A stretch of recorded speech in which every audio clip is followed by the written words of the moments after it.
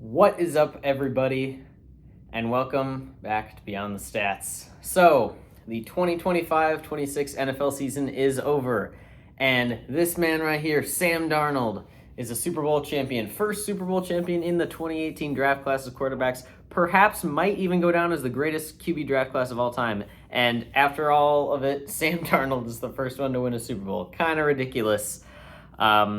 I would have gotten his Seattle jersey, but I want to collect every team eventually, and honestly, I couldn't think of another Jets player that was good that I liked at all, even.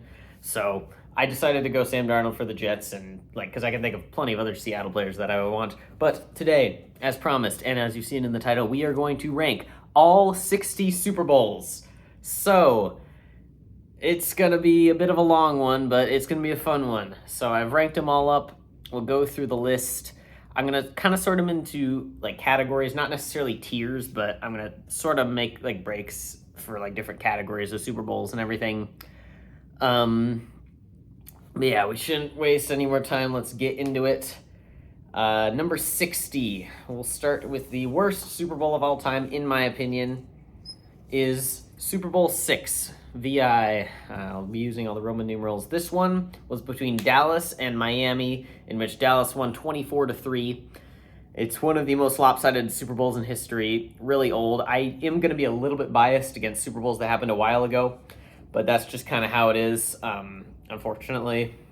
But yeah, there might be a little bit of bias towards more recent Super Bowls rather than older ones. They're harder to watch just in general, but I try to put some of the earlier ones high up. It's not like all of the most recent ones are high up, but I do think as the game has gone on, the games have gotten better for the most part. So there is that as well. But yeah, that's number 60. Not really much interesting happened. Dallas just walked away with their first win. Number 59, we have another rather old one, Super Bowl 24 between San Francisco and Denver. This one is the largest margin of victory in any Super Bowl, 55-10. Complete blowout. San Francisco dominated, destroyed Denver. I think this was Elway's third time losing a Super Bowl, because he lost his first three and then finally won right at the end of his career. But yeah, I assume it was a fun game for a San Francisco fan, but the fact that it was just not close at all. And there will be a category you'll see upcoming where I call them the fun blowouts, which is where as long as you're not a fan of the team that was getting blown out, you can kind of appreciate that it was a game where one team was just so dominant that they were able to succeed and stuff, but it wasn't really all that close. Those games are still going to be towards the bottom because I feel like most people want to see a good game, but especially if you're a fan of the team, it'd be a really good one to watch. The only reason I put this one low is just because it was so lopsided, and I don't even think any 49ers fans would say that was their favorite Super Bowl.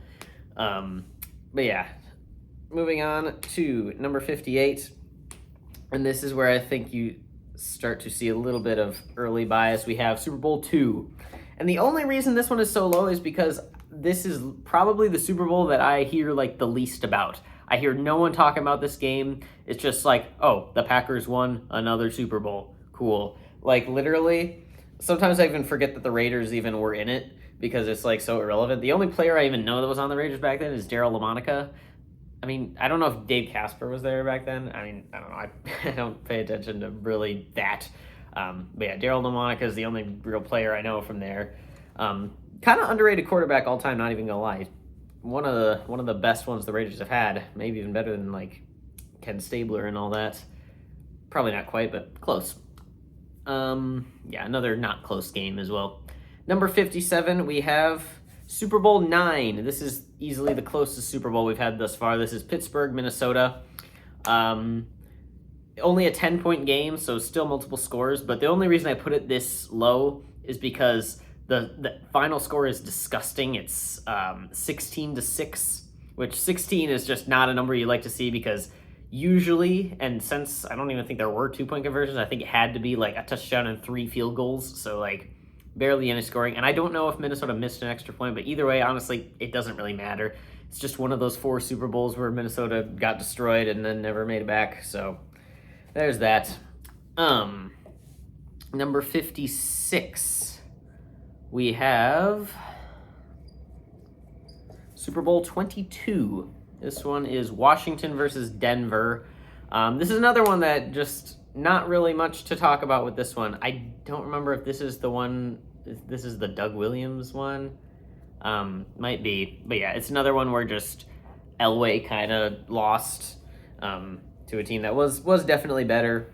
But yeah, I don't know. There's a lot of years that blend together, but I know this, like, one of the years Washington was like really, really good. One of the years where they were like 14-2.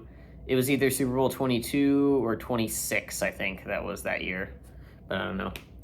Or they might not have won the Super Bowl that year. I don't really know. But I know there was one year where Washington was considered like one of the best teams in all of NFL history. But yeah, number 55, we have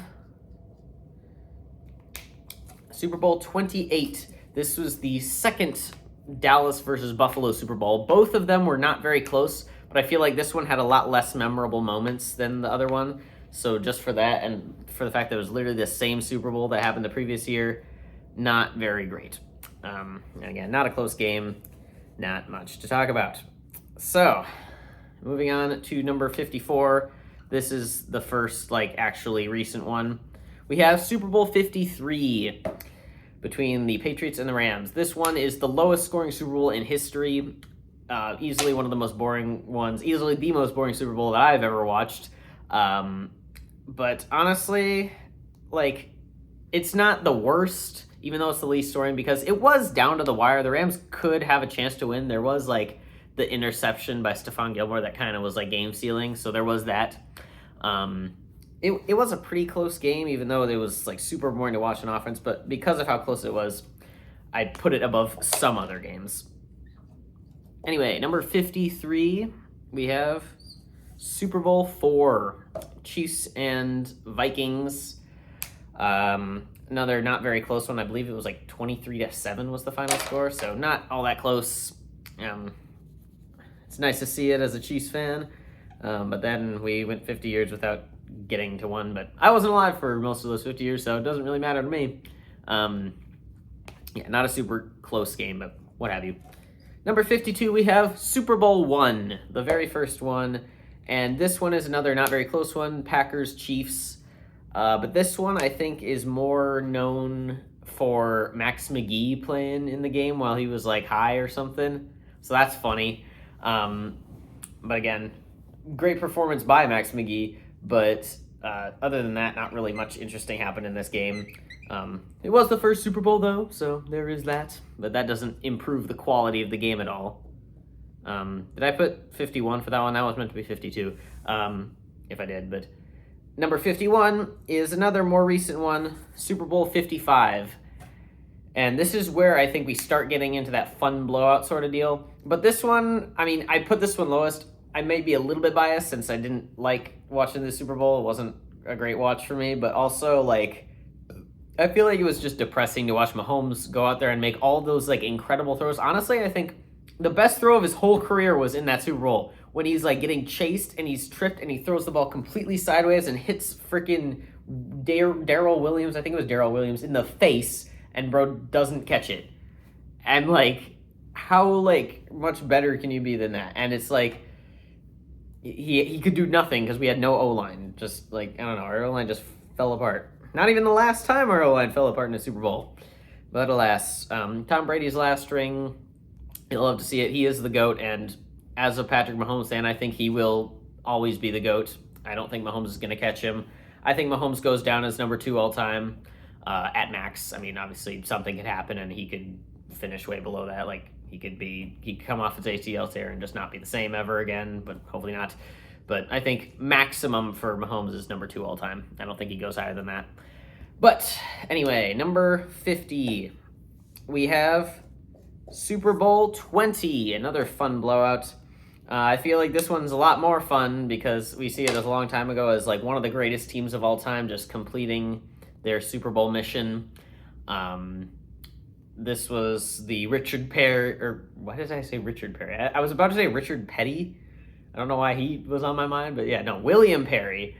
I was going to say Richard Dent because he was a Super Bowl MVP, but then I was thinking I was supposed to say William Perry. But yeah, William Perry, the game where he scored. This was the first Patriots Super Bowl. Also the first Bears Super Bowl, if I am remembering right. Yeah, first Bears Super Bowl as well. But yeah, fun blowout for sure. Definitely favorite Super Bowl of any Chicago fan. But yeah, number 49. I finally got to erase the 5. Number 49, we have Super Bowl 18. Now, this one is very interesting because it has one of the best plays in Super Bowl history, that being Marcus Allen's 60-some yard touchdown run, where he cuts back off the field and it looks like he's going to lose 4 yards, but then he ends up running for a huge touchdown. That's the type of run that was it was really rare back then. Nowadays you see it a couple times every year in the NFL, so I don't really care about it that much. And the fact that it was just a really not close game. It was 38-9 was the final score, so that's why I put it solo, even though it did have such a great play. Yeah, number 48. I think it also fits into the category of entertaining blowouts, so there is that. Number 48, we have Super Bowl 35, Giants-Ravens. I believe this is the only Super Bowl that the Giants have lost, because they've won a lot. But I think this is the only one they've actually lost. Yeah, 35. This is very interesting because you have two kickoff return touchdowns in the same game. Baltimore returning the second half kickoff to basically ice it at the end. 35-7, I think, was the final score. So another blowout again, but this one was more of a defensive game for the Ravens. Obviously, their defense that year was one of the best in league history. Similar to the Bears in 1985. But yeah, still think an entertaining game, definitely for Ravens fans and for Giants haters. Just a fun to watch blowout in general. Not as depressing as Super Bowl 55. Yeah, number 47, we have Super Bowl 48. Now this, I think, is the definition of the fun blowout. Now, if you want a close game, this is about as bad as it can get for you with Seattle and Denver. Now, this was hyped up as such a good matchup, and I think it was on paper. It was the league's best offense in history, pretty much, versus the league's best defense, almost. I think it was definitely a top 10 defense in history versus a top 10 offense in history. And Peyton Manning and the Broncos could do absolutely nothing. Another game where the second half kickoff was returned for a touchdown. And Seattle basically iced it with that one. Scorigami, you love to see that. I think there's a couple of Super Bowls that have been scorigami. But that's the one I know off the top of my head, 43-8. And yeah, I think the fact that it started on a safety is funny as well. It's also the only Super Bowl played outdoors in a northern stadium. So it's the only Super Bowl where the players were actually cold, which I don't love the idea of that. I don't think they should ever do that again. I think the Super Bowl should be well climated, but it's whatever. I guess it's a sport that's mostly played in the wintertime anyway. But yeah, I think this was the first Super Bowl I watched at all. I didn't watch the whole thing, but this is the first Super Bowl I remember watching any of. And I just remember thinking wow, the Seahawks are so good. They must be the best team in league history. They must have won 10 Super Bowls. And I was nah. But yeah. Ever since that game, I have the Seahawks, and I'm glad they won this year. So there is that. But yeah, next we have number 46, which is last year's Super Bowl, Super Bowl 59. And as much as I did not like watching this game, this does fall under the category of fun blowout. I think it's very similar to the Super Bowl 48 in that aspect. The Chiefs were put to bed very early. The Eagles had a great offensive performance, very fun to watch from that aspect. But yeah, the Chiefs just couldn't do much, especially on defense and on O-line. Hey, but at least I don't know about Mahomes, but at least this guy was productive in it. He was one of the only people who actually did anything. And for the people that say he stat padded, so what? It's yeah, he was the leading receiver in that game. People say he stat padded. The whole deal with the Chiefs is you listen to them talking on the sideline. They're talking like they could pull a Patriots and come back from 28-3, come back from 30-some to nothing or whatever it was. Like, it wasn't likely, but like, what do they have to lose? They're gonna throw everything they have, and it's like, yeah, it was futile in the end, but it's like that just shows to show that like this guy don't give up and this guy don't give up. That's what I like. It's like they're gonna stay locked in until the end, and I think that's what we need on the Kansas City Chiefs. So I don't care if it was a little stat padded. He still made some amazing plays, and he still led the receiving room, and I think it still shows that he has promise. It's not like people are just going to let up in the Super Bowl because you're, like, leading by a whole bunch. Anyway, I mean, I don't know if they did, but, like, they didn't pull their starters or anything until, like, the very end. Either way, next we have number 45. We have Super Bowl 8. This was Miami and Minnesota. This is another one where it wasn't very close. Or at least the score wasn't very close. I think the game was actually like within reach for the Vikings for quite a bit of it, but they did not end up pulling it out, unfortunately. Miami was able to get their second Super Bowl win on the back of Larry Zonka, who I feel like people don't know. Like, people don't know who Larry Zonka is, and that's really a shame because he was like the Marshawn Lynch before Marshawn Lynch. Yeah, not much else about that Super Bowl. It was closer than the score would suggest, though. I encourage you to watch the SB Nation's Vikings documentary if you want to hear more about the history of the Vikings in those Super Bowls. That one's really cool. Number 44, we have Super Bowl 27. I think this is the end of the... Actually, I guess it's not really the end of the fun blowouts. Because, I mean, no, I think, no, this is the highest one of the fun blowouts. So, this was the first Cowboys-Bills Super Bowl. And this one, it was a blowout, but it had a lot more funny moments, like Leon Lett fumbling the ball through the end zone. And I think Don Beebe in that game gives very worthy vibes, because he was just the guy that just wouldn't give up no matter how, like, bad it got. So, like, appreciate Don Beebe. Probably, honestly, my favorite Buffalo Bill to ever happen, because I don't like any of the current players because they're like against the Chiefs, but whatever. Yeah, good for Don Beebe. Still not a close game, but had some funny moments, so there was that. Number 43. We have another game that I guess you could fall into that category. Super Bowl 33 between Denver and Atlanta. I guess it wasn't. I guess this is one of those games that wasn't as close as the final box score would suggest. It was 34-19, but two of the TDs were again in garbage time. But again, Falcons didn't give up. Broncos aren't going to let off the gas, though. This is the year, though, that like the Vikings should have won, bro. Like, they were too good that year, and like Gary Anderson, bro. Why do you have to miss?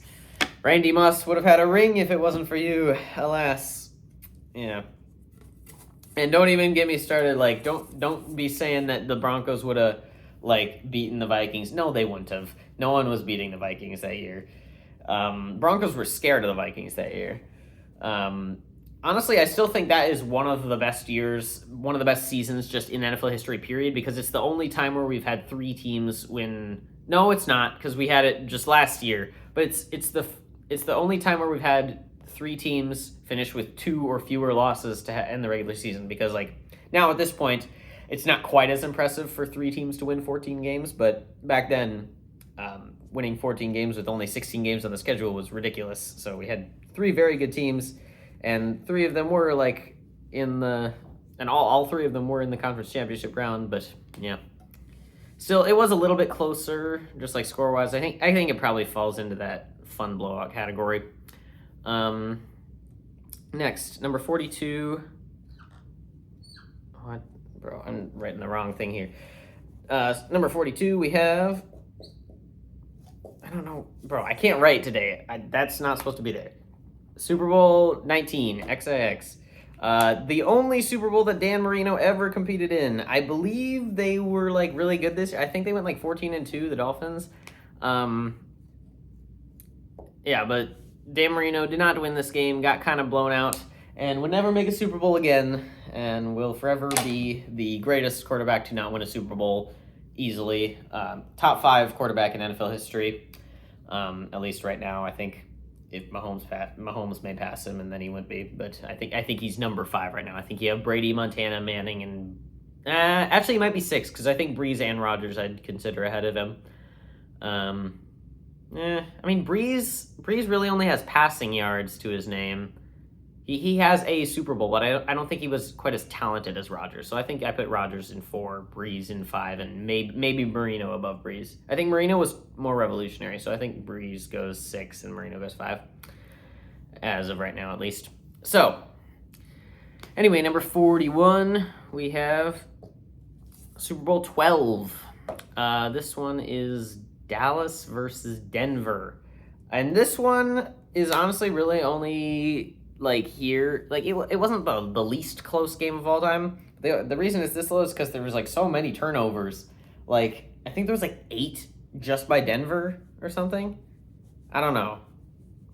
Maybe that was maybe I got that wrong, but I know there were a lot of turnovers in this game. So I mean, if you like to watch badly played football, it's good, but I don't. So there is that. Let's see here. All right. Yeah, number... Have I got this wrong? No, I haven't. All right, we're good. Number 40 is the Super Bowl that happened just a couple days ago, Super Bowl 60. This one kind of fits under the fun blowout category, although I wouldn't really say until the Nwosu fumble recovery touchdown, I wouldn't really say it was a blowout. It was still within reach for the Patriots until that moment.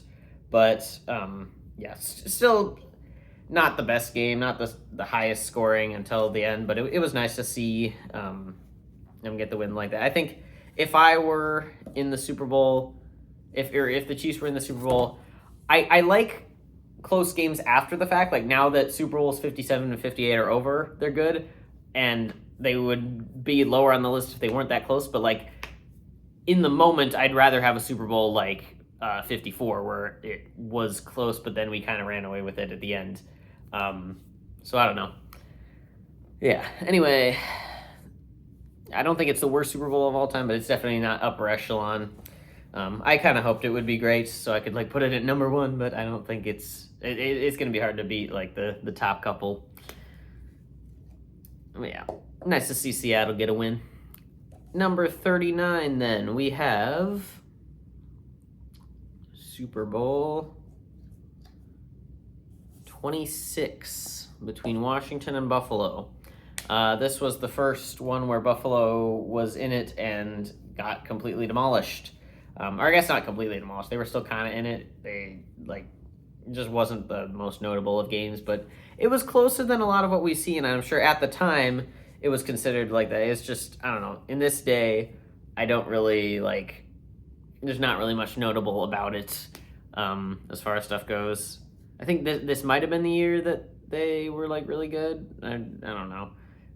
Which year did Joe Theismann play in it? He played in Super Bowl 17, or he won that. I don't know what the year was when he was, when they were, really good. Don't know. All right, number 38, we have Super Bowl 15, Raiders-Eagles. I do believe this one was a little bit closer. Came down, to the end of the game a little bit more than the blowouts did. But again, it's just one of those games that's, nothing super-duper memorable about it, so just leaving it there. Number 37, we have Super Bowl 40. Super Bowl Extra Large. Pittsburgh, Seattle. Best part about this game was probably Antoine Randall throwing a touchdown pass. That was cool. But also, this game is kind of controversial because there were a lot of weird ref calls that went Pittsburgh's way. I'm not one to criticize, ref calls. I think, everyone gets equal amount of bad ref calls. It's just a part of the game. The refs are bad, and they're going to make bad calls. You kind of have to deal with it, but there are, actual conspiracies around, them wanting to win the Steelers to win because it was Jerome Bettis' last game or whatever. Yeah, I don't know. It's whatever. I don't think Seattle that year was all that great. Nor was Pittsburgh. I think Pittsburgh was a wild card, so I don't know. It wasn't the best matchup of two teams Super Bowl wise, but who really cares? Still a decently close game throughout. Seattle was in it for most of it. But yeah, number 36. Bro, I cannot write with a marker today. This is ridiculous. Number 36. We have Super Bowl 14. Pittsburgh and the Rams. This is one of the 4 Super Bowls that Pittsburgh won back in the 70s, 80s, that range. I think it was like early 80s or was it late 70s? I think this was 79, if I'm correct. So yeah, late 70s. Or this might have been the game that happened in 1980. Either way, against the Rams, this is the game where Jack Youngblood played, despite having a broken leg, which was really cool, but still lost, unfortunately. Or was this the game? Or was that the NFC Championship where he played? I don't know. He might have played both. I think he probably did play both. But, like, yeah, either way, not the closest game ever. Some nice plays. I think there was, like, a really long play to either Stallworth or Lynn Swan, one of the two of them. Number 35, we have Super Bowl L. I'm always going to call it that. I don't care if it's technically called Super Bowl 50. It's Super Bowl L to me because it was a giant L of a game, let's be real. It wasn't that bad, but, like, it's certainly funny. This is the first game that I remember, like, people at my school, like, talking about it, and, like, all the girls wanted the Broncos to win because it was, like, Peyton Manning's last game and everything. But like, and all the guys wanted the Panthers to win because like Cam Newton was so cool and everything. And I didn't really care, but I sided with the guys because, you know, I'm a guy and all. Yeah, either way, I was rooting for Panthers to win. They unfortunately did not. I think this is the first time I actually actively wanted like a certain team to win the Super Bowl. I didn't even, like, I did watch Super Bowl 48 and I watched Super Bowl 50 a little bit, but I don't have any recollection of watching 49, which is a real shame because that one is pretty high on the list. Yeah, 35, Denver, Carolina. This was the Von Miller game, the game where Cam Newton and the 15-1 Panthers just completely shut down. They were in the game, like, somewhat more than one would think. It's like they did have an absolute shutdown and do way worse than people said they would, but they were still in the game. It wasn't like a blowout. Only 24-10. They only lost by 2 scores. Number 34, we've got Super Bowl 7. This is the game that capped off the Dolphins' 17-0 season. And it almost ended 17-0, but at the very end, they had like a kick that was like mishandled, and it ended up being recovered by Washington, and they went back like a whole bunch of yards and got a touchdown out of it somehow. I know they had a safety, Jake Scott, I want to say, who had like 2 picks, and he won Super Bowl MVP. Actually wore number 13, which I don't think you could even do. I didn't even think you could do as a safety back then, but he did regardless. And yeah, it was only a 1-score game, so I think it's the first 1-score game we've seen. But either way, not the highest scoring 1-score game, only 14-7, and not the most fun to watch either. So whatever. Yeah, number 33, we've got Super Bowl 29, 49ers and Chargers. This is another one. This was the highest scoring Super Bowl for a long time until recently. Right? Until recently, it did get broken by the one I'm thinking of. I do believe. Yeah, it must have. Yeah, it must have. Yeah. Okay. I'm surely right. My head math is telling me I'm correct, so therefore I'm correct. This is no longer the highest scoring Super Bowl. 49-26, though, still a good high scoring game. No, it is still the highest scoring because that adds up to 75, and the one I'm thinking of only adds up to 73. Dang, that's unfortunate. Either way, nice, great game from Steve Young and Jerry Rice. One of the best performances by like a quarterback receiver duo in a Super Bowl. Chargers just couldn't really do anything. Hey, but at least they've made a Super Bowl, unlike some teams. Lions. Anyway, number 32, we have a game that one could put under the fun blowout category, but honestly, like, I feel like it was closer than people give it credit for, and that is Super Bowl 37, the John Gruden Bowl, the Pirate Bowl, whatever you want to call it, Buccaneers, Raiders. The story behind this game is actually pretty ridiculous for the Raiders, because the coach of the Raiders, like, people were saying that his game plan was, like, made to make him lose, because he didn't like the Raiders as a child or something. Also, their center, like, disappeared before the game, and they, like, didn't know where he was or something. So they had to, like, I don't even know if they probably did have to play without their starting center then. But I don't know where the dude was at. Right. I don't know. I don't remember. But, like, he wasn't there. Or wasn't where he was supposed to be. And the whole game plan was, like, messed up. Rich Gannon, who was actually, like, league MVP for some reason. I mean, I guess, like, he was probably good that year, but it's just weird to think of a Raiders quarterback being MVP. I don't know. But yeah.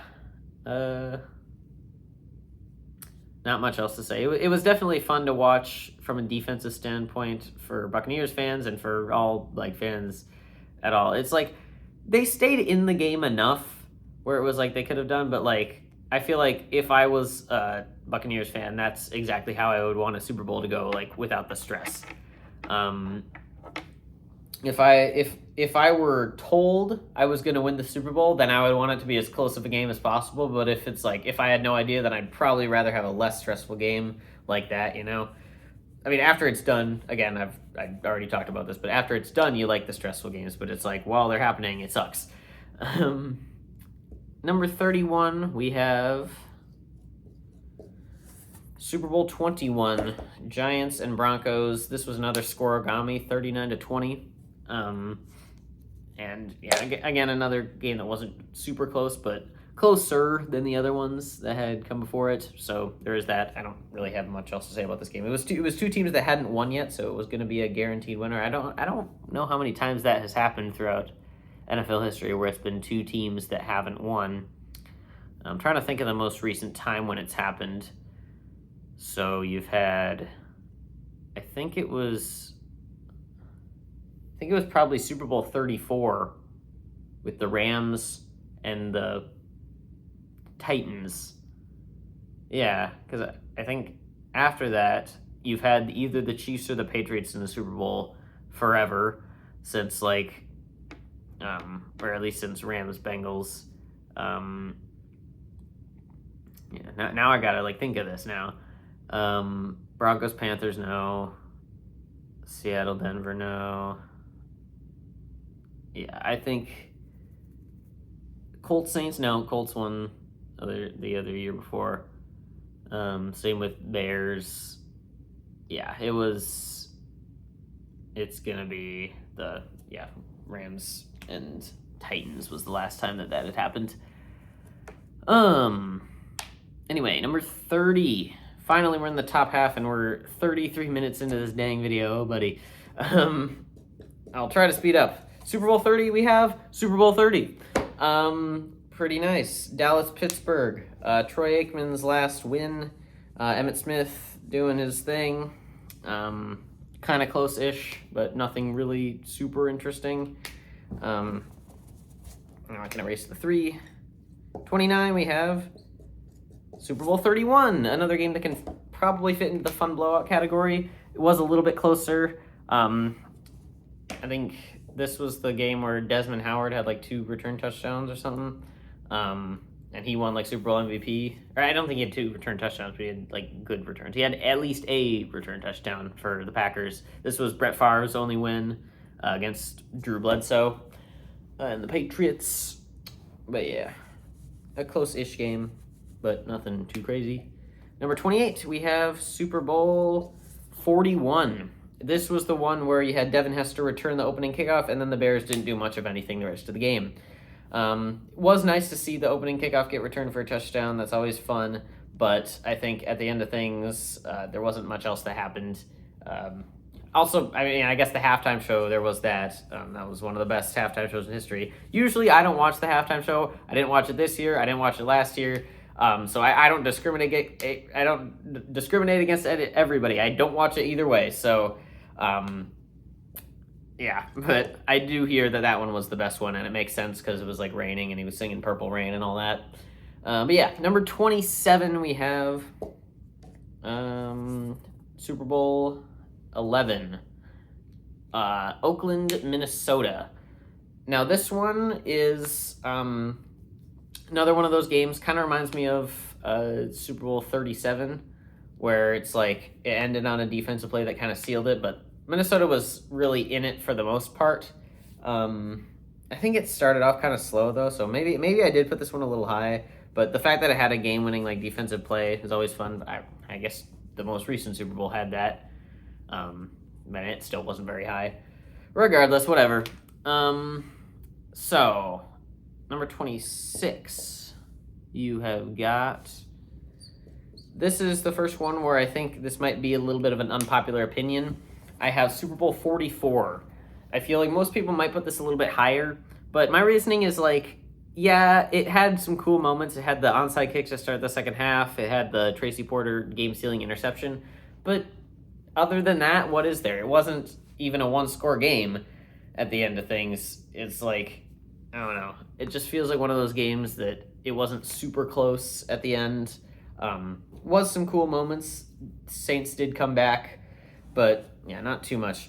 And in that similar realm, I'm going to basically use the same description here. I'm not going to be too biased towards this one. We have Super Bowl 54, the first Chiefs Super Bowl win I saw. Love to see it. I believe it was like 34-20. So again, it was a game that was not a one-score game at the end. Chiefs had pretty much wrapped it up. But they did have to come back from down like 10 points. 3rd and 15, you had the wasp play to Tyreek Hill, which people consider that one of the greatest plays of Mahomes' career. I don't think it is, honestly. Like there's so many better stuff that you could choose from. I still think my favorite play, like my favorite Chiefs play, just from a play standpoint, like you can have your Super Bowl 58 winning touchdown pass, you can have your Mahomes scramble, you can have your Kadarius Toney punt return in the Super Bowl, but it's like I still think the Tyreek Hill like 70-yard touchdown with like a minute left in the Buffalo divisional game was the most hyped I've ever been. It was like, yes, we're gonna win this game. And even though like that wasn't the end of it, it's like that's like the most happy I've felt after a play. I'm like, yes, dude, Tyreek Hill, my GOAT, you know. But I mean, didn't mean anything in the end because they ended up going right back, but we still ended up winning anyway, so that was nice. Yeah, moving on to number 24. We have got Super Bowl 10. This was Pittsburgh-Dallas. I think that Pittsburgh-Dallas has happened 3 times, I want to say. Because it's, yeah, Super Bowl 10, Super Bowl 13, and then Super Bowl 30. So that's cool. This one was a lower scoring one, I want to say. Oh, man, I don't remember the score of this one. I don't remember, man. I know 13 is higher on the list. That one was a lot better. This is the one where like Bradshaw got injured on like a throw, like right as he was making it at like the very end to like finish the game off. So that was cool, I guess. Number 23, we have Super Bowl 3, where the New York Jets came away with the win. Let's go. Yeah, I don't know. New York Jets, most irrelevant team in the league, pretty much ever since that Super Bowl. They better really enjoy that win. I mean, when it happened, it was big. It was a great upset. I've seen people that say it's an even bigger upset than Giants-Patriots in Super Bowl 42. I disagree, but I still think it's one of the most important Super Bowls we've had, with the AFL managing to win. Not a very high-scoring game. Honestly, I probably put this one a little too high. But it did come down to the end. It was like a one-score game, I think. Yeah, it was 16-7, so it wasn't a one-score game. Yeah, I probably put this one too high. This one should go a little bit lower, but whatever. Too late now. Number 22, we have a game that I didn't know where to place, and that's Super Bowl 5. Now, this is definitely the closest game we've seen yet, as it ended on a walk-off field goal, But the rest of the game was absolutely disgusting, and not to mention we have the dreaded number 16 showing up again in the box score, which means a touchdown and 3 field goals. Unless somebody missed an extra point, which I don't know if they did, but either way, 16 is just a number I don't like to see in the box score. It makes me sad. Yeah, 16-13 was, I believe, the final score. Ending on a walk-off field goal, so there is that, but the rest of the game, not much else that happened. In fact, I looked up a video of like best plays from every Super Bowl. Literally, there was no plays from that Super Bowl. It was just the kick. That was the only one they could think of. But here's the thing. That was also the only Super Bowl where you had a losing team member win Super Bowl MVP. It's like none of the Colts were good, and the only good person was a defensive player for the Cowboys who like lost the game. Anyway, number 21, we have Super Bowl 17. Now this is one where you truly have like a game-winning or a game-sealing touchdown, and it's cool. John Riggins, the big long run that he had in that game. This was the year before they had Dan Marino, so that's actually really interesting because they got Marino because he started in the Super Bowl his second year. Was 1984. This was the 1982 season, and they made the Super Bowl. And then they got Marino. Was he like a late round draft pick? I don't remember him being such a late round draft pick. I don't know. I don't even know who started for them in this game now that I'm thinking about it.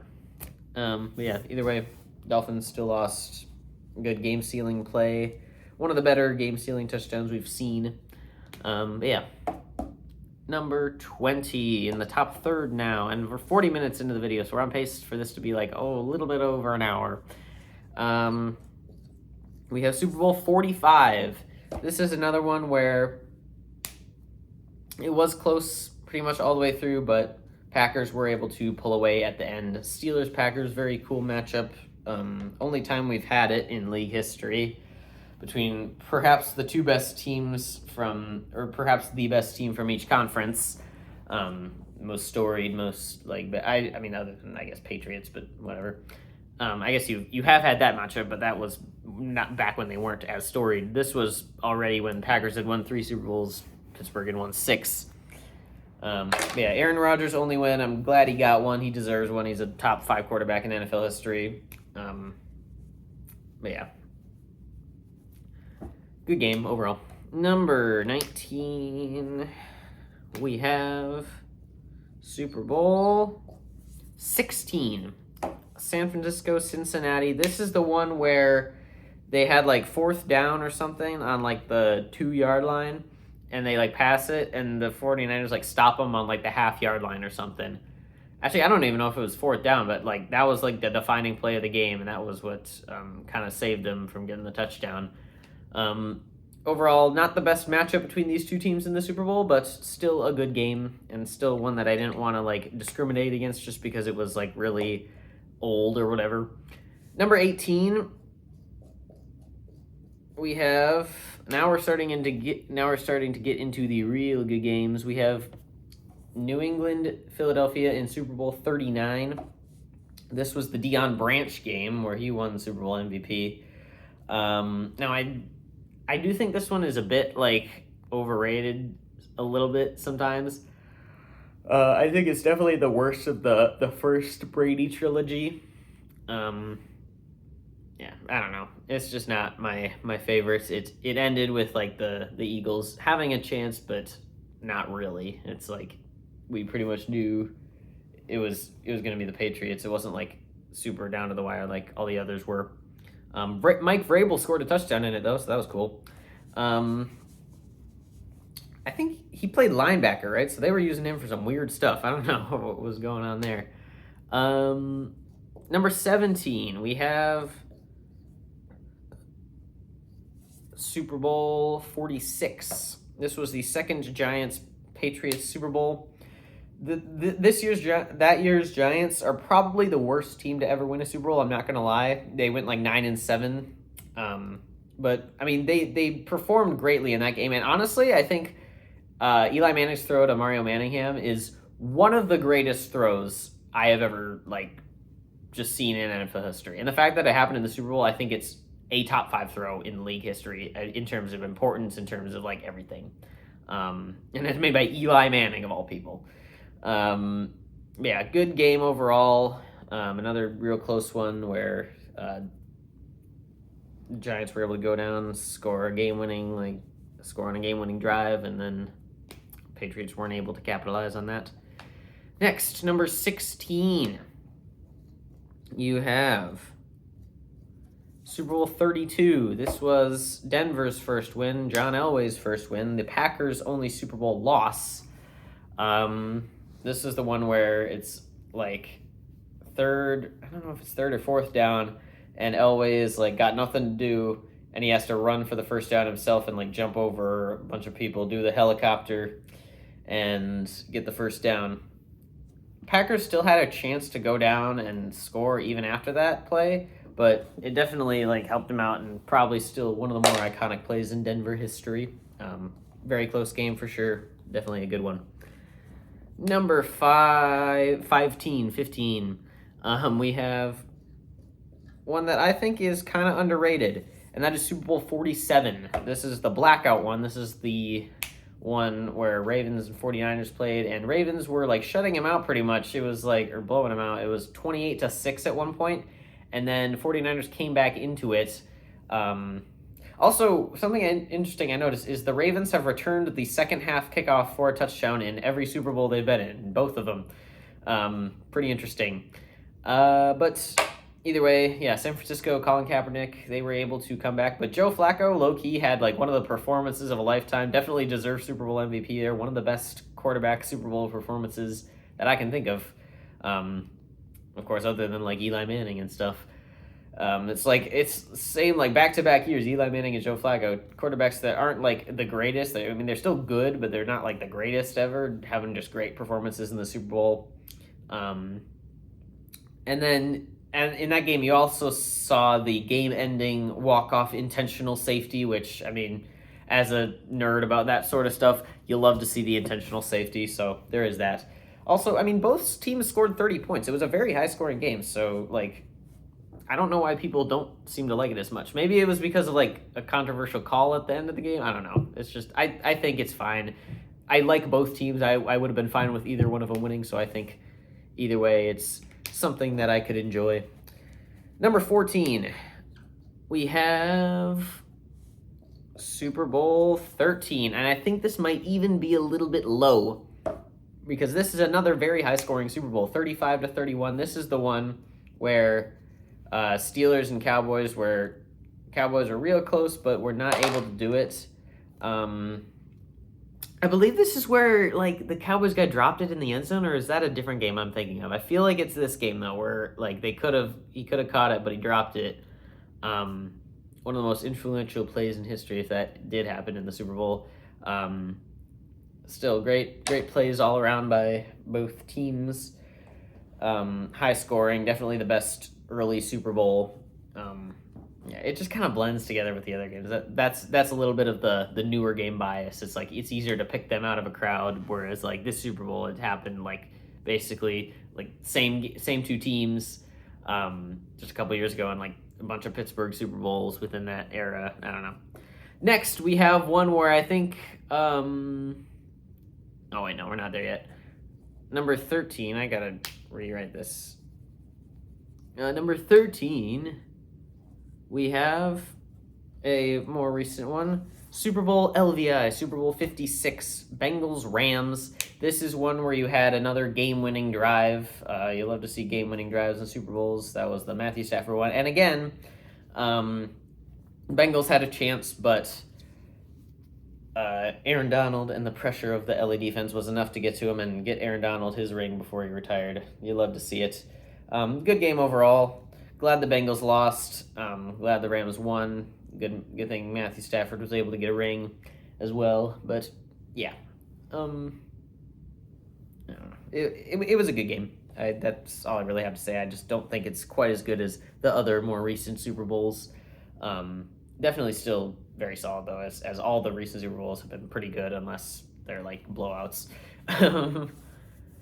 Yeah, I don't know. And as for like Matthew Stafford, I think he's deserving to be a Hall of Famer at this point. He's gotten an MVP, he's gotten a Super Bowl ring, he's top like 10 passing yards all time. I think he's a Hall of Famer.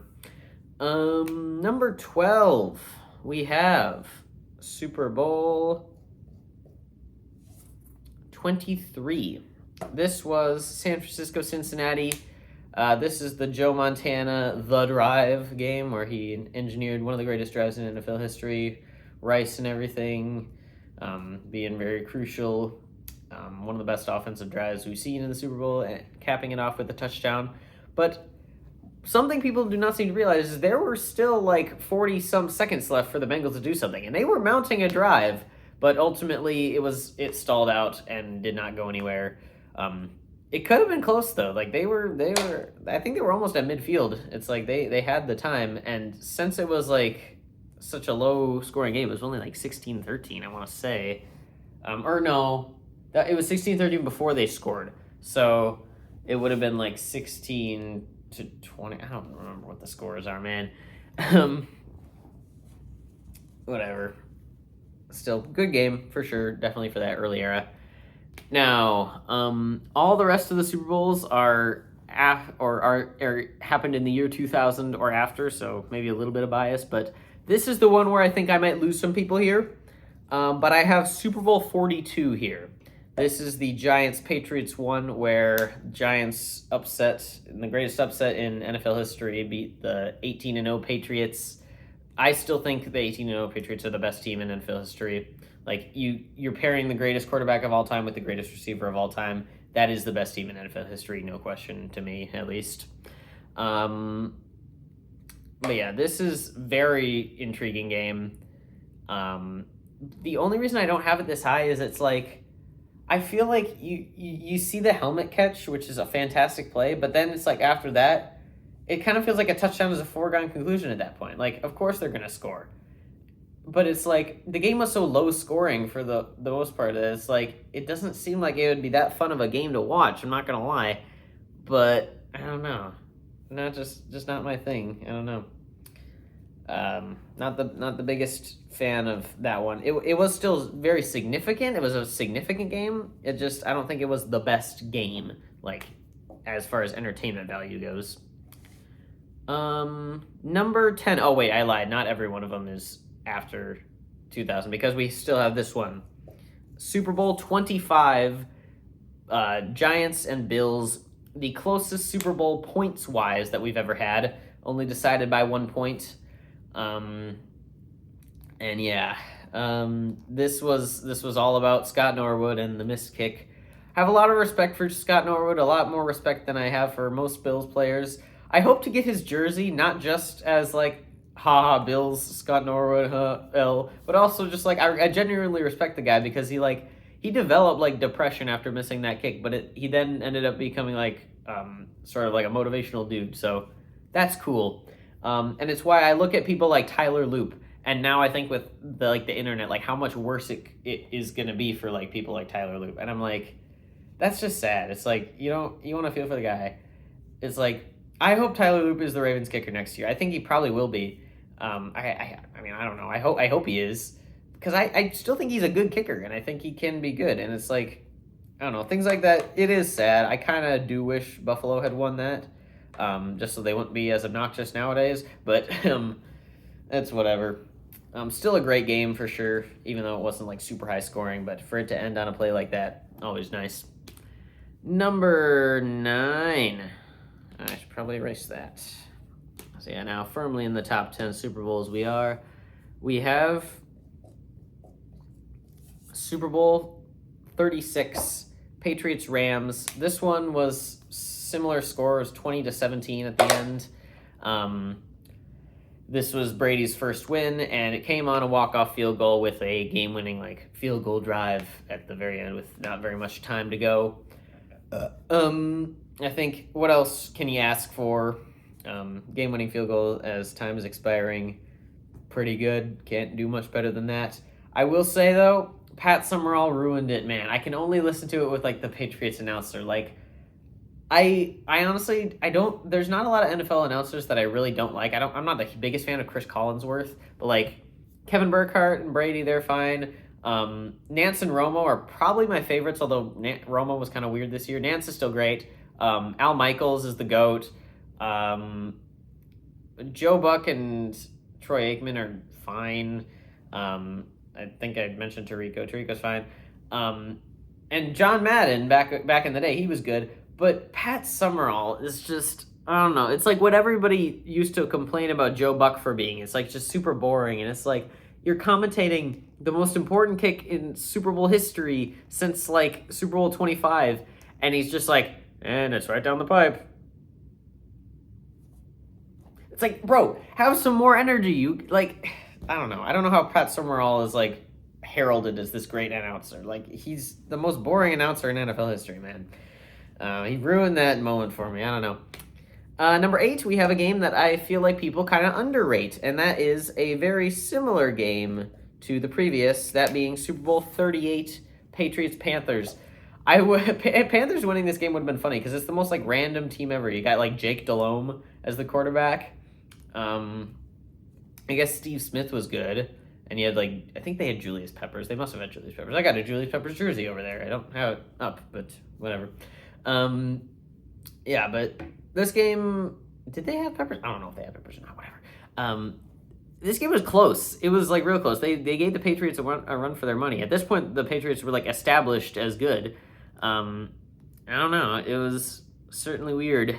And again, another last-second field goal, I think, very similar game. But this one was just a little bit higher scoring, so I think that's why I ended up putting it higher. Alrighty. Number 7. We have another one where I might be a little biased, but like honestly, it went into overtime. It was a fantastic game. Super Bowl 58, Chiefs 49ers. I would have rather faced a different team than the 49ers, but you know, it's whatever. The only reason why I don't have this one higher is because I feel like there was a lot of luck that went into this one. There's a lot of like shenanigans and stuff, like some missed kicks that could have gone another way and not caused it to go into overtime. So I kind of feel like this is a game where like, this is the team that won the Super Bowl here. This is my least favorite Chiefs team of all time. It's like we had no good receivers. Travis Kelce was already dwindling. Our running back room was weird to say the least. I guess did we have McKinnon? I don't even know if we had McKinnon. But it's like there was no Worthy yet. There was still no Hill.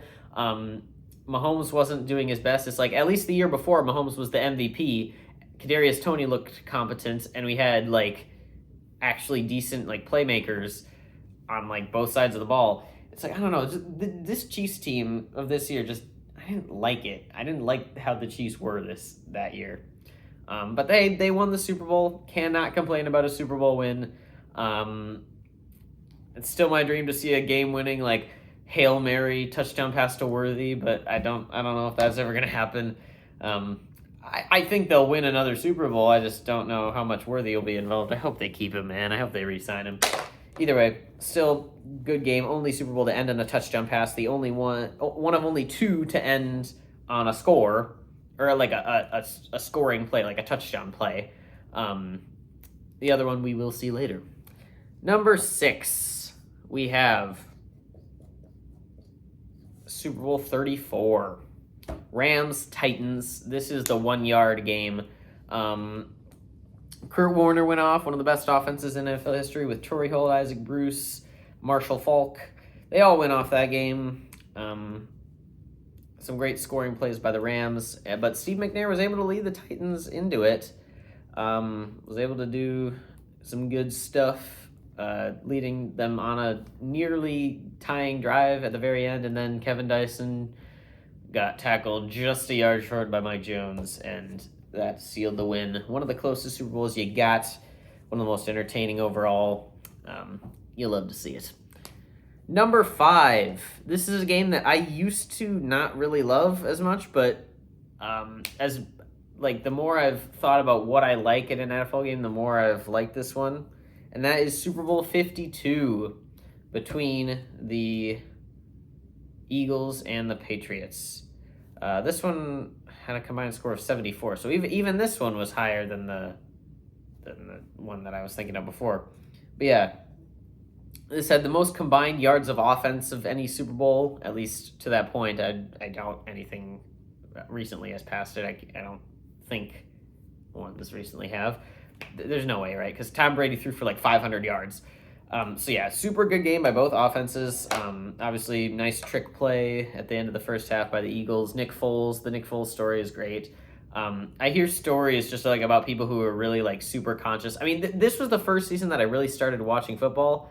I didn't pay attention to like, I didn't really know like how rare it was to see those quarterbacks in the championship round, to see like Case Keenum, Nick Foles, and Blake Bortles in the championship along with Brady. It was like how weird that was. I don't know. I mean, I'd rather see like a good mix. I'd rather see like maybe one whatever quarterback. I mean, I guess that's kind of what we had this year with Jarrett Stidham. But I'd rather see like two established quarterbacks, one like up good riser, and then one like lull quarterback.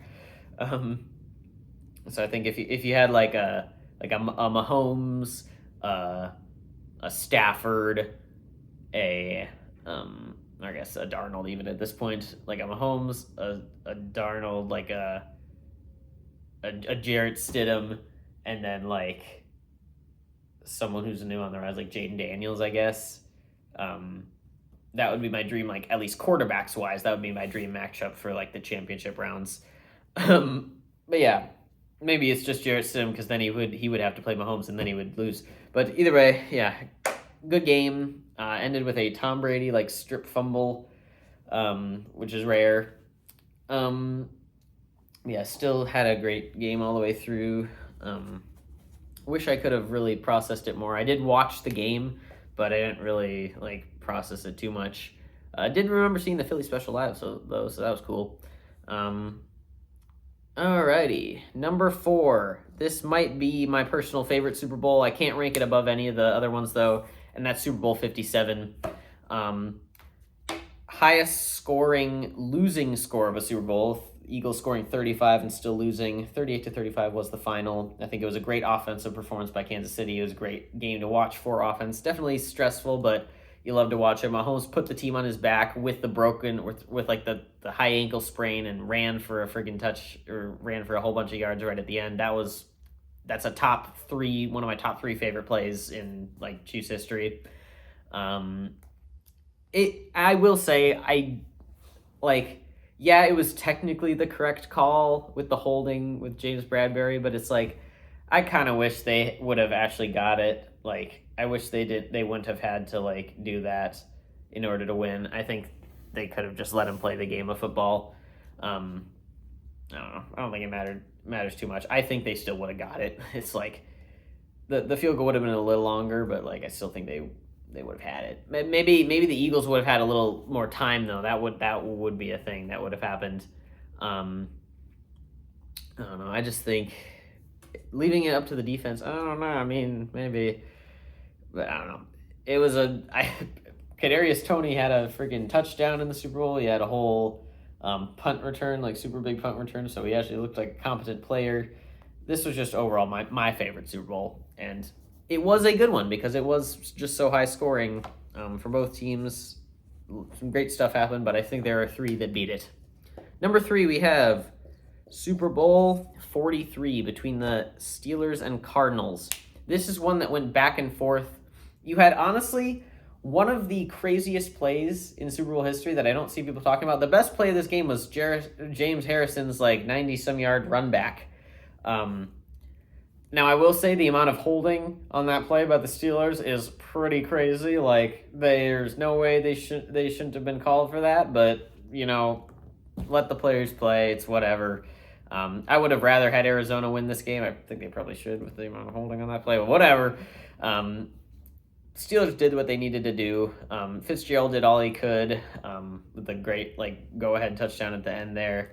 But then Steelers were able to get it and throw the good old ball to Santonio Holmes for the touchdown in like triple coverage as well, which is crazy. I don't know why Big Ben threw that, but he did, and it was a great catch, great play. Kurt Warner had a little bit of time to get the Falcons down, or the Cardinals down, and I'm getting ahead of myself. The Cardinals down, but was not able to get it. It's sad that this is probably going to be the Cardinals' only ever shot at winning a Super Bowl, because I don't see them making it back anytime soon. Yeah, I don't know. I wish Larry Fitzgerald could have won a ring. Tragic, but it is what it is. At least they provided us a great Super Bowl. Number 2, we have Super Bowl 51, the comeback, 28-3. The Falcons' epic choke, whatever you want to call it. I prefer to call it the Falcons' epic choke because I was hardcore rooting for the Falcons in this game. I like the Falcons. I like the fact that they were red. Like, red's my favorite color. It's really cool. That's why I like the Chiefs. Or it's one of the reasons why I like the Chiefs. I guess my favorite color was blue when I like the Lions. I don't know. Whatever. But yeah, I wanted the Falcons to win because I knew they hadn't won, and I wanted them to win, and I liked Julio Jones. I tried to get his jersey, but just kind of shrunk. I'll be getting another Jones jersey eventually, and that'll be actually the right size, and it'll like hang up and not look like a baby jersey next to all these, but that's beside the point. Yeah, this game, 28-3. They get a touchdown, and then they miss the extra point, so it's 28-9 after 3 quarters. And then the Falcons defense just keeps getting tired. Julio Jones does all he can with the amazing catch that he had, but then Julian Edelman has a catch of his own, which is crazy. Another triple coverage deal. Yeah, they're able to get it, and Brady just turns on superhero mode, goes into it. They get the ball in overtime. Falcons don't even have a chance because they go right down and give it to James White for the first ever Super Bowl winning touchdown. That's about as good as you can get it. And I still remember when he got in, I was like, Joe Buck said, "Patriots win the Super Bowl." And I was like, wait, what?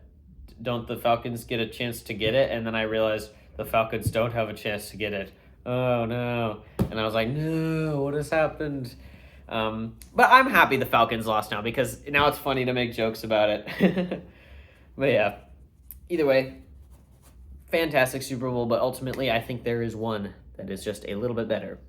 And that, ladies and gentlemen, is Super Bowl 49.